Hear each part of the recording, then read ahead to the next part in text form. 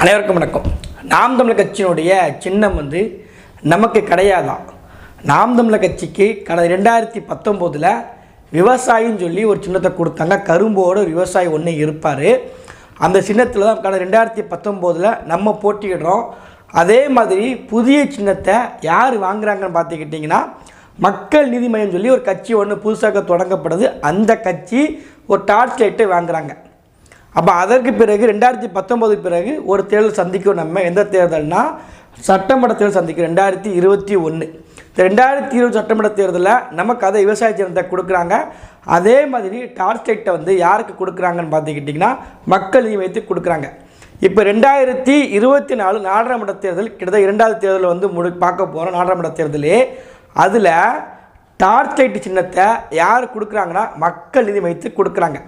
அப்போ நாம் தமிழர் கட்சி என்ன சின்னப்பா அப்படின்னு பார்த்துக்கிட்டிங்கன்னா, கர்நாடகாவில் ஒரு கட்சி ஒன்று இருக்குது, பாரதிய பிரஜா அக்கிட்டான்னு சொல்லி ஏதோ ஒரு கட்சி. அந்த கட்சி இப்போ வாய்க்குள் நுழைய மாட்டேங்கி அவங்களுடைய முகநூல் பக்கத்தில் விவசாய சின்னத்தை போட்ட மணிக்க அவங்களுக்கு தேர்தல் ஆணையத்தால் விவசாய சின்னம் கொடுக்கப்பட்டிருக்கு.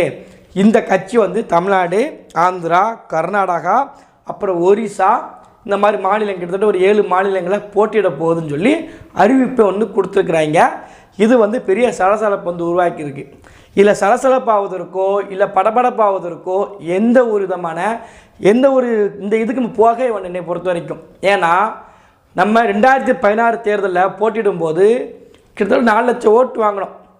அப்போது மெழுகுவர்த்தின்னு ஒரு சின்ன ஒன்று இருந்துச்சு, இரட்டை மெழுகுவர்த்தி. எல்லாருக்கும் நினைவு இருக்குன்னு நினைக்கிறேன். அந்த இரட்டை மெழுகுவர்த்தி சின்ன இருக்கும்போது நம்ம எல்லார்கிட்டையும் கொண்டு போய் சேர்த்தோம். அப்போ நம்ம வாங்கிய வாக்கு பார்த்துக்கிட்டிங்கன்னா வெறும் 4 லட்சம் ஓட்டு தான். அது பெரிய ஓட்டு, வெறும் 4 லட்சம் கிடையாது, பெரிய ஓட்டு. 4 லட்சம் ஓட்டு வாங்கினோம். அதற்கு பிறகு 2019 நம்ம கிட்டத்தட்ட ஒரு 19 லட்சம் ஓட்டு நம்ம வாங்குகிறோம். எப்போ 2019 நாடாளுமன்ற தேர்தல் நம்ம வாங்குகிறோம். அப்போ நம்மக்கிட்ட இருக்கக்கூடிய வாக்காளர்கள், நம்ம ஆதரிக்கக்கூடிய எண்ணிக்கை பார்த்திங்கன்னா 19 லட்சம் தான் இருக்குது. இப்போ 2021 நம்ம வாங்கிய வாக்கு பார்த்திக்கிட்டா 30 லட்சம் ஓட்டு நம்ம வாங்கியிருக்கிறோம். அப்போ நம்மளை ஆதரிக்கக்கூடியவங்களுடைய எண்ணிக்கை பார்த்துக்கிட்டிங்கன்னா 30 லட்சம் பேர். இவங்க எல்லாம் சின்னத்தை பார்த்து ஓட்டு போடலை.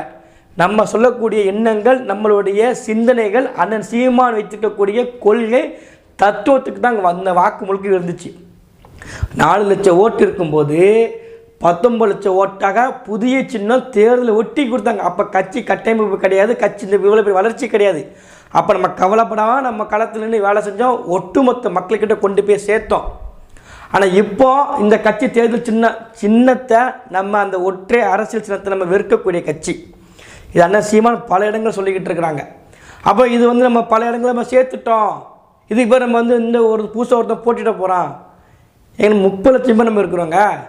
தமிழ்நாடு தேர்தல் ஆணையம் நம்ம கட்சி தலைமை அந்த சின்னத்தை வாங்குவதற்கு முயற்சி பண்ணிக்கிட்டு இருக்காங்க. வாங்க அதில் மாற்றுக்கிறது கிடையாது. ஆனால் அப்படியே புது சின்னம் வந்தாலுமே தமிழ்நாடு முழுக்க பேசும் பொருளாக இருக்கக்கூடிய அந்த ஒற்றை சின்னம் நாம் தமிழர் சின்னம் மட்டும் நம்மளால் கொண்டு சேர்க்க முடியாது. நம்மகிட்ட ஐடி இங்கே கிடையாதா? இல்லை நம்மக்கிட்ட பரப்புது ஊடகங்கள், நம்மக்கிட்ட ஊடகங்கள் நம்ம செய்தி போட மாட்டான், அது காட்ட மாட்டான். ஆனால் நாமே ஊடகமாக இருக்கமே, எல்லோரும் முகநூலில் இருக்கோம், எல்லோரும் இணையதளம் வச்சுருக்கிறோம், ஃபேஸ்புக் வச்சுருக்கோம், ட்விட்டர் வச்சுருக்கோம். எல்லாருமே கருத்து தெரியக்கூடிய ஒருத்தங்க தான்.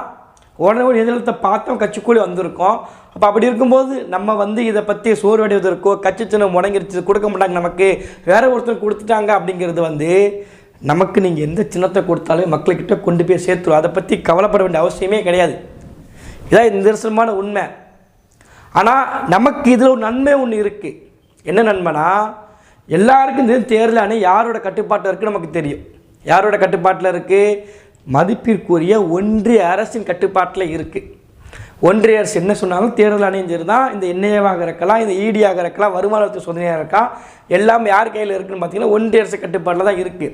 அப்போ அப்படி இருக்கும்போது நம்மளை தமிழ்நாட்டில் இருந்துக்கிட்டு ஒரு முத்திரை குத்தி இருந்தாங்க, பிஜேபி பிடின்னு.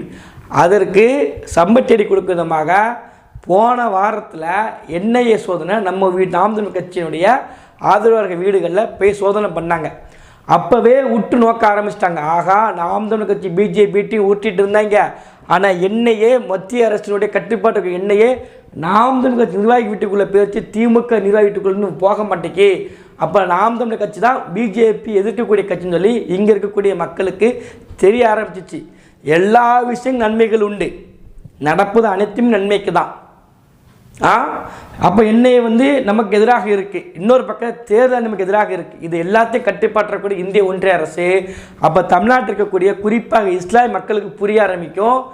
இங்கே இஸ்லாமியர்களுக்கு ஆதரவாகவும் ஒன்றிய அரசு எதிர்க்கக்கூடிய ஒரு கட்சியாக நாம் தமிழர் கட்சி மட்டும்தான் இருக்குன்னு சொல்லி மக்கள்கிட்ட இன்னும் நம்ம தெரிய போகிறோம். இதான் நிதர்சனமான உண்மை. ஏன்னா எல்லாரும் பார்த்துக்கிட்டு இருக்கிறாங்க, எல்லாரும் பார்க்குறாங்க. 2019 இதே மாதிரி புது சின்னத்தை வாங்கி மக்கள் நீதி மையம் வந்து நிற்கி பேட்டு சின்னத்தை வாங்குறாங்க. அதுக்கு இப்போ 2021 அதே புது சின்னத்தை அதே மக்கள் நீதி மையம் என்ன பண்ணுறாங்க, அந்த மாதிரி சின்னத்தை வாங்கி நிற்கிறாங்க, பேட்டு சின்னத்தை. இப்போ 2024 இடத்துல அவங்களுக்கு பேட்டு சின்னத்தை கொடுத்துருக்குறாங்க. அப்போ நமக்கு கொடுக்கலங்கும்போது மக்களுக்கு புரிய ஆரம்பிக்கும் நம்மளுடைய வளர்ச்சியை இந்த அரசு எப்படி தடுக்குதுங்கிறது. இல்லை ஒன்றிய அரசு இருந்தாலும் பரவாயில்ல, இல்லை மாநில அரசு இருந்தாலும் பரவாயில்ல, இந்த அரசுகள் எப்படி நம்மளுடைய இந்த வளர்ச்சியை தடுக்குங்கிறது மக்களுக்கு தெளிவாக தெரியப்படுத்த போகிறாங்க. இவங்களுக்கு ஓசி விளம்பரம் பண்ண போகிறாங்க, தான் நடக்க போகுது. ஓசியில் நம்ம ப்ரொமோஷன் கொடுக்க போகிறாங்க. இதில் இன்னொரு பெரிய விஷயம்னு பார்த்துக்கிட்டிங்கன்னா, இப்போம்லாம் நம்ம ரொம்ப ஜாக்கிரதையாக இருக்கணும். எதுக்குன்னா திடீர்னு நம்ம மீது நிறைய பேருக்கு பற்று வந்துடும். நம்ம கட்சி சின்னத்துக்கு போதை பற்றி நம்ம கவலைப்படுறத விட இவங்க ரொம்ப கவலைப்படுவாங்க. நம்ம கட்சியில் இருக்கக்கூடிய காளிமக்க வேட்பாளர் போடன்னு சொல்லி இவங்க ரொம்ப வருத்தப்படுவாங்க. இந்த அதர் மனோஜ்னு ஒரு பைத்தியக்கார பையன் இருக்கான், நாகப்பட்டினத்தில் பார்த்துக்கிட்டிங்கன்னா அக்கா காளிமார்க்கு வேட்பாளரை போடலன்னு சொல்லி இவன் ரொம்ப வருத்தப்படுறான். ஏன்னா போன முறை அக்கா காளிமார்கள் வந்து நாகப்பட்டினம் போட்டி போடுறது, இன்னும் போன முறை அக்கா காளிமார்கள் நாகப்பட்டினம் போட்டிட்டதாகவும் அந்த போட்டியிட்ட தொகுதியிலிருந்து அக்கா கார்த்தியார்கள் தூக்கி போட்டு நாம் தமிழர் கட்சியில் வந்து நாகப்பட்டினத்தை திரும்ப போட்டியிட போட வச்ச மாதிரியும் இவங்க ரொம்ப ஃபீல் பண்ணுவாங்க. இதில் பெரிய விஷயம் என்னென்னு பார்த்துக்கிட்டிங்கன்னா, நாகப்பட்டினம் தொகுதி பார்த்துக்கிட்டிங்கன்னா கிட்டத்தட்ட ஒரு 7 தொகுதி ரிசர்வ் தொகுதியாக வரும், தனி தொகுதியாக வரும். அதில் வந்து நாகப்பட்டினம் 1, எங்கள் தென்காசி வந்துன்னு வச்சுக்கோங்களேன். அந்த நாகப்பட்டினம் தொகுதியில் அக்கா காளிமா அவர்கள் வந்து போட்டியிட முடியாது, யாராலும் நினச்சாலும் முடியாது. என்ன காரணம்னா அது தனித்தொகுதி. தனித்தொகுதியாக இருக்கும்போது ஒரு மீன சமுதாய சார்ந்தவங்க வந்து தனித்தொகுதிக்குள்ளே போட்டியிட முடியாதுங்கிறது நிதர்சனமான உண்மை. இதை அரசியல் அறிவில்லாத தற்கூரிங்க உட்காந்து கத்திக்கிட்டு இருக்காங்க. நாகப்பட்டினம் காளிமக்கள் போட்டி போட விடுங்க, இன்னும் போன போது அக்கா அங்கேயே போட்டி போட்டாங்க. என்னங்கடா நீங்கள் திடீர்னு பாசம், நான் காளிமக்கள் மீது பாசம். இதே காளிமக்கள் 3-4 மாதத்துக்கு முன்னே ஒரு கூட்டத்தில் பேச போகும்போது திமுக குடிகார நாய் ஒருத்தன் வந்து பாட்டில் கொண்டு எரிஞ்சான், திராவிட பாட்டில் கொண்டு எரிஞ்சான். எல்லாருக்கும் தெரியும். அந்த இருமான காலத்தில் அந்த கூட்டத்துக்கு போயிருந்தாங்க. அப்போ காளிமக்கள் இவங்களுக்கு பாசம் கிடையாது. இப்போ காளிமக்கள் ஒதுக்குறாங்க. நான் காளிமக்கள் நாம் கட்சி உழைச்ச ஒருத்தவங்க வந்து பின்தள்ளுறாங்க. காளிமக்கள் உள்ள பாசம் இருக்குல்ல, காளிமக்கள் சொல்கிற சரி நினைச்சிக்கிறலாம். இப்போ வரைக்கும் காளிமக்கள் நாம் தமிழ் கட்சிங்க எப்போ நாம் தமிழ் கட்சி இருப்பாங்க. இப்போ காளிமக்கள் சொல்கிற கருத்துக்கு நாம் தமிழ் கட்சிக்கு வந்துட வேண்டியது. நீலாம் நல்லவங்க, நல்லா உழைக்கிறாங்க, எல்லாம் உனக்கு தெரியுது.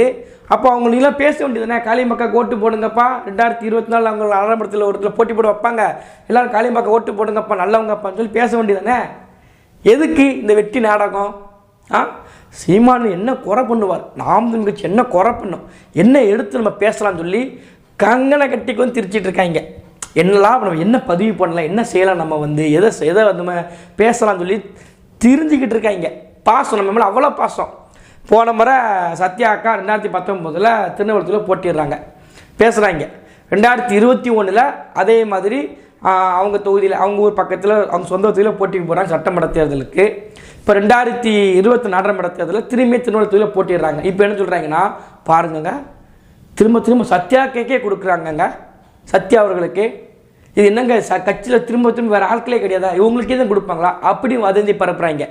இதே சத்யாக்கா கொடுக்காம வேறு யாராவது போட்டியிட போட்டாங்கன்னா என்னங்க இவங்க இவ்வளோ வருஷமும் உழைச்சாங்க, இவங்களுக்கு போட்டியிட வாய்ப்பு கொடுக்க மாட்டாங்களா, ஆனால் சத்யாக்காவுக்கு மட்டும் வாய்ப்பு, சத்யாக்கா விட்டுட்டு புதுசு வரக்கூடியவங்களுக்கு வாய்ப்பு கொடுப்பாங்க, இப்படி பேசிக்கிட்டாங்க. இது எங்கே நடந்து? தென்காசியில் நடந்துச்சு.